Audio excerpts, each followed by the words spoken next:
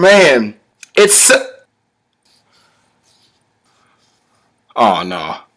1 minute. Right quick. Mr. Smooth Dough. Yep, you. Come on in late. Yeah, we already see you opening the door. Yeah, you. On the right. Yep. Over there by Miss Anita. Coming through the door. Come on in, my people. Now, one thing I don't understand about church is how people can come in late and expect to sit in the first 3 rows. Does that make any sense to you? Me neither. Now that everybody's got their place in the sanctuary, let's get it started. Is that water on my shirt? Man, I really love that shirt. Good thing I have another one. In these last couple of weeks in service, we've really broken down what it is that we like. Things that make us tick, things that make us happy, and the things that make us smile. A lot of people try to fit in to these different genres of people. They change their shape, change their makeup, how they act, how they feel, how they socialize, how they're sensitive. Maybe that they'll actually fit in with these different groups. Let me break it down for you. But first, everybody needs a pen, some paper, and some common sense. Let's go.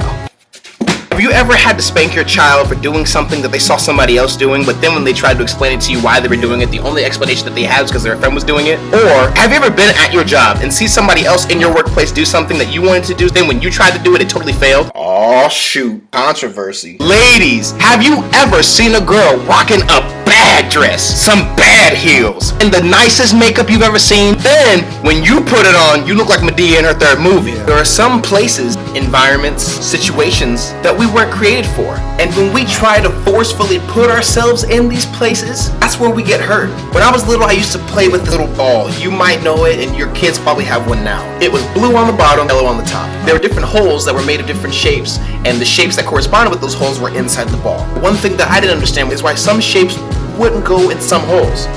I used to try to bash these different shapes into these holes where they weren't supposed to go. Circle and a square, cross and an oval. And I would try so hard for the longest amount of time until the point where I become so frustrated that I would start to jam these pieces into these holes. More forcefully, I would try to jam these pieces, manipulate these things into places where they weren't supposed to be. I would become so frustrated. My parents would be sitting on the couch telling me, "No, Joshua, the square doesn't go. No, the square goes in the other hole. Listen to me. No, wait, stop. Just put it." All the while, my entire focus is trying to make something work that clearly wasn't made to work. Following me now? We are almost like children trying to put pieces of our lives together when we're not the ones that had the master plan that created it in the first place. Try so hard to fit into like these different societies and cultures, trying to cram all these different precepts, concepts into our mind, compute ourselves to work in these different environments in which in the first place we were never meant to be, or can we thrive in them?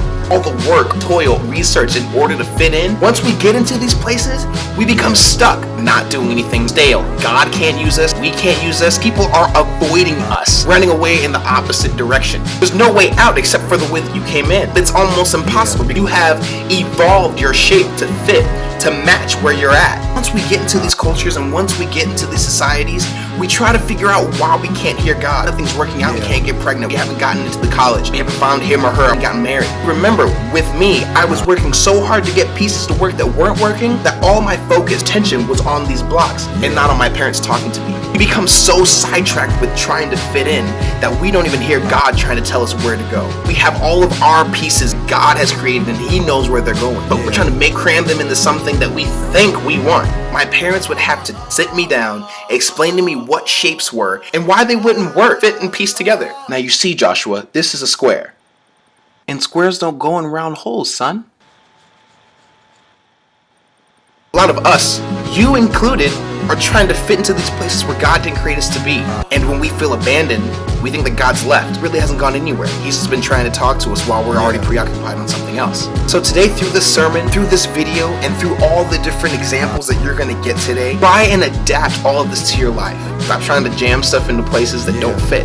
Let God put it together. It's just that easy. Real spit. One love. Aww.